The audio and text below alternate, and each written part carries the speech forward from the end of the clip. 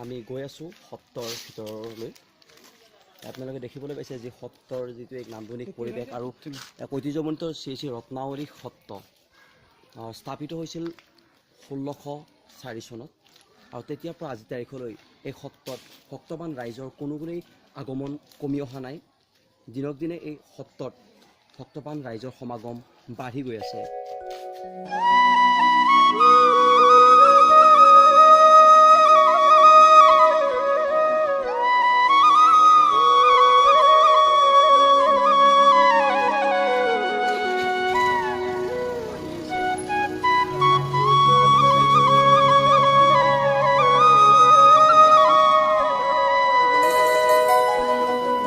গুৰুজনাই কৈ গৈছে কলি ধৰি নাম, শাস্ত্ৰতো লিখা আছে নামে সে কল্যাণ।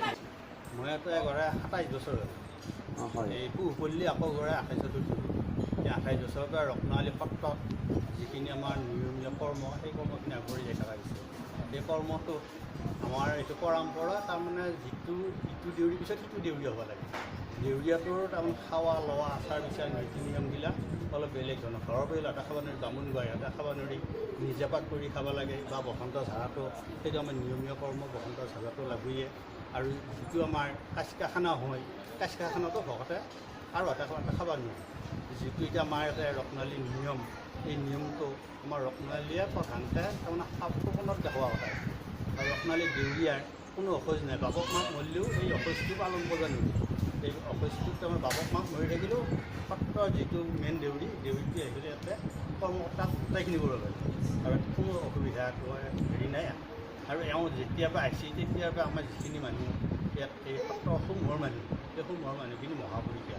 কোনো দেৱ দেৱী পূজা পাতল একো কৰিব নোৱাৰে। কিন্তু তেওঁলোকৰ প্ৰতি আমাৰ নিন্দা বন্দাও নাই। যিখিনি আমাৰ হেৰি আমি কৰ্মকৰ্তাটো কৰিব নোৱাৰোঁ বা খাব নোৱাৰোঁ, যাব নোৱাৰোঁ, চাব নোৱাৰোঁ, সেইখিনি আমি নকৰোঁ।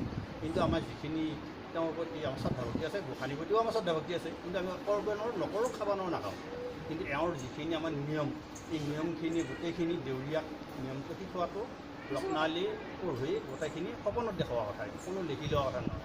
বা এতিয়া ধৰ দেউৰীয়াটো হ'বা গেলি এওঁক যিখিনি কৰ্ম কৰিব লাগিব। আগত এটা গুড়া সভা আছে, চাউল সভা বুলি এটা আছে, ভকত সভা বুলি আছে, বৰগছা জ্বলোৱা আছে, বা বৰসভা আছে, বা আমাৰ শংকৰদেৱ, মাধৱদেৱ, দামোদৰদেৱ বা শ্ৰীকৃষ্ণ জন্মাষ্টমী তিথি গোটেইখিনি আমাৰ পালন কৰা যায়। জেঠমহীয়া দ্বিতীয়টো ৰবিবাৰত আমাৰ এই সত্ৰৰ মূল ডাঙৰ কাজখান হয়।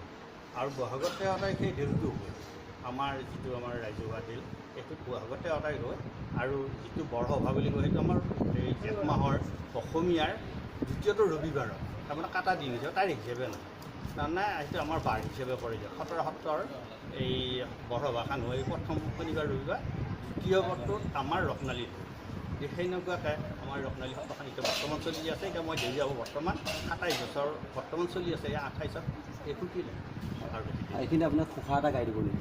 কৃষ্ণ ব্ৰহ্মায়াদি কৰি জীৱ যত ৰাম ৰাম ৰাম ৰাম ৰাম মায়া হয় জানা যে ছয় ঘুমতি যায়, তুমি খে চৈতন্য সনাতন ৰাম ৰাম ৰাম ৰাম ৰাম আমি অচেতন নিয়োগনাথ জগাই ৰাম আমি অচেতন নিয়োগনাথ জগাই। কৃষ্ণ কৃষ্ণ হৰি কৃষ্ণ। ধন্যবাদ।